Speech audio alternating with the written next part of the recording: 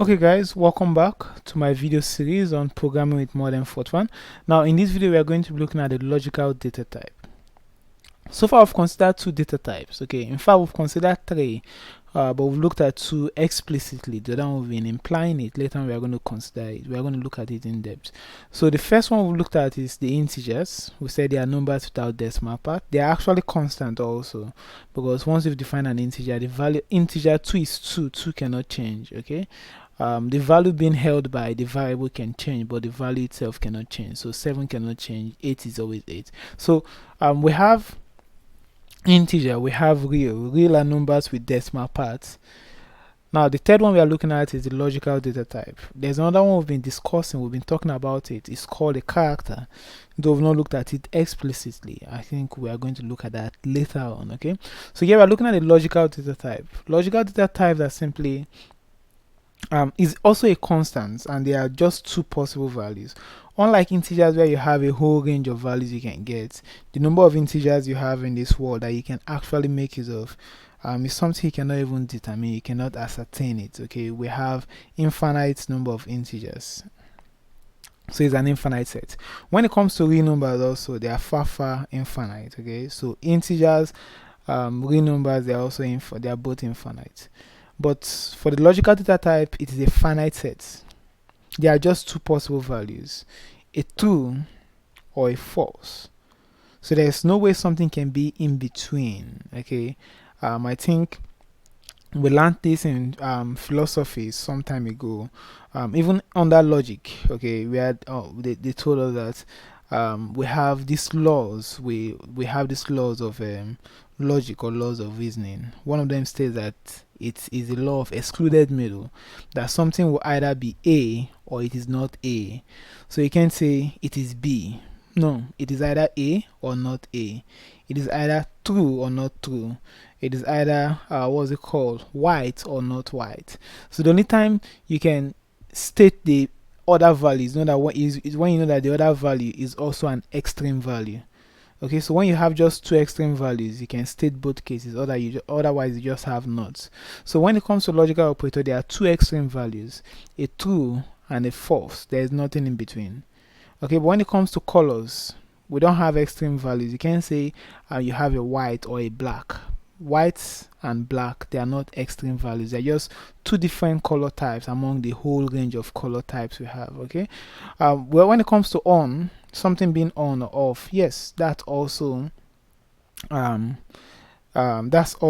two extreme values, on or off, 1 or 0 in the binary states. We have just two values, a 1 or a 0, so that's also two extreme values. So we have these possible cases. Those are what you call those are the different, those are what you call logical or Boolean expressions or Boolean data types.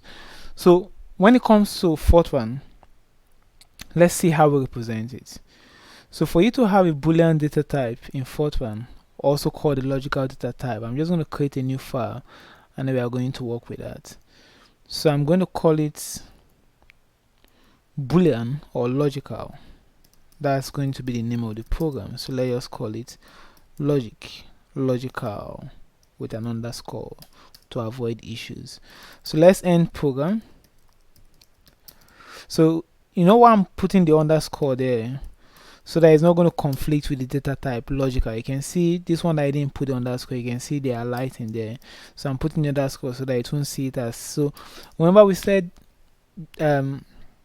reserved words should not be used as identifiers or variable name. That's what I'm trying to avoid here. That's why I'm putting the underscore. So without the underscore you can use the name logical. So if I have something, let's say I have a value, I say okay, have you paid? Let's have something called has paid. So if you have a variable called as paid, then it's going to take two possible values, a true or a false. So if it's a true, this is how you state it, that this is a true. So is as paid is equal to true. So I can print the value of as paid. Now take note, you're defining it as true. Take note of the dot in front and the dot after. They must be there. So you can print this And if you want to print it, what you have there, when you print it out, what you're going to see is going to be, what's it called, when you print it out, you're going to see just a capital T or a capital F. You won't see this two I've written there. So if I print this, I'm going to see just a capital T. Okay, if I run this. Meanwhile, I have an error here. What are they telling me? They say you cannot assign an X. Where am I assigning an X? I think we just have to declare it. Let's declare it. So let's say implicit none. Okay, let's have implicit none. Then let's say it is logical. Column. I have has paid. What? So I have to declare it. Let me declare it now and see if it's going to work out fine. So I can build.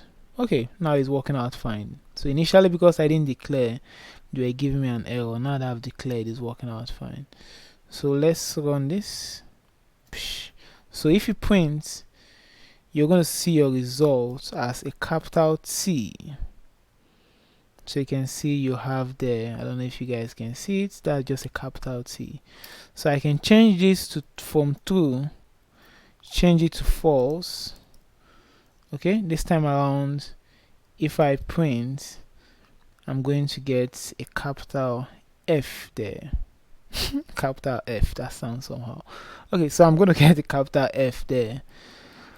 Okay, so that's going to be a capital F. So that's how you work with the logical data type. So you have to declare them before you make use of them. Okay, remember, if you don't declare a variable, by default that variable can only store either a real data type or an integer data type. So that's why they were enforcing me to use implicit none and then declare my variable, since it's neither integer nor real, but rather I'm using logical. So for you to declare it, you have to say logical, and as usual, column, then the variable you want to declare, and then you do whatever you want to do with it.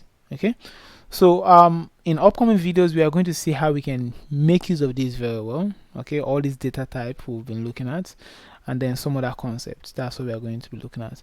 Okay, so in the next video we are going to be looking at what they call the conditional control structures.